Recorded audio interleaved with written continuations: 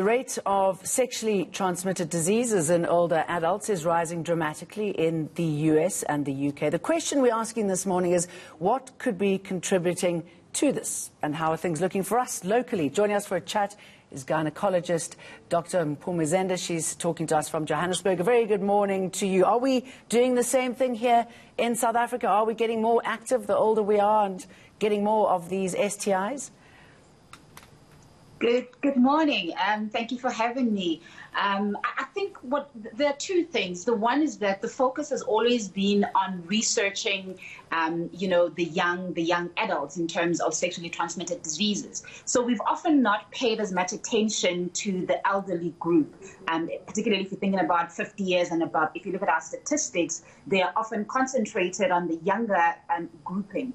But if you look at things, for example, like we have more life expectancy than we ever had in the past decade. So people are living longer.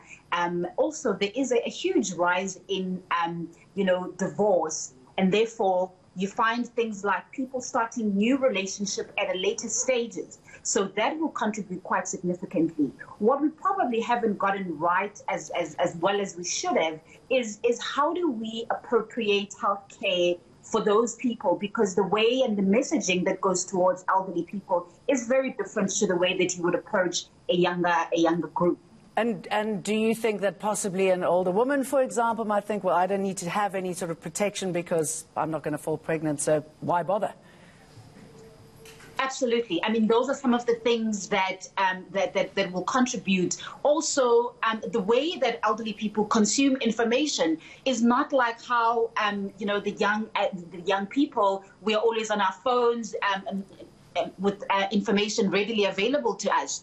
So they may have a lot more myths, a lot more gaps in information regarding what it is to practice safe sexuality.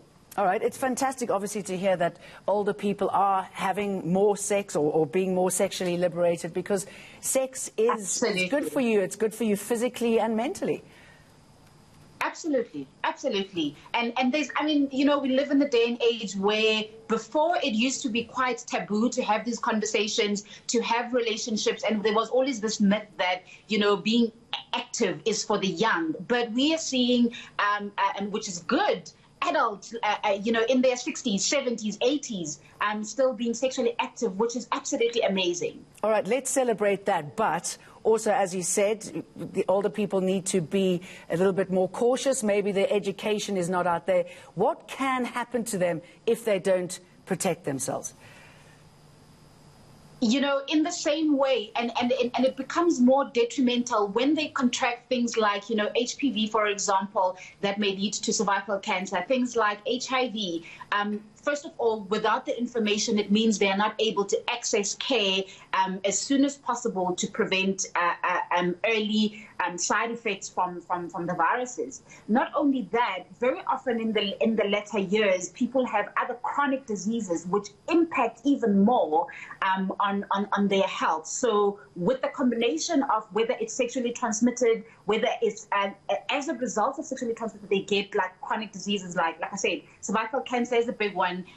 HIV/AIDS is a big one. It is so important that information appropriately gets to them, and they know that safe sex is still just as important for them. Good advice. Great topic, Mpume Zenda. Very good to talk to you. Thank you.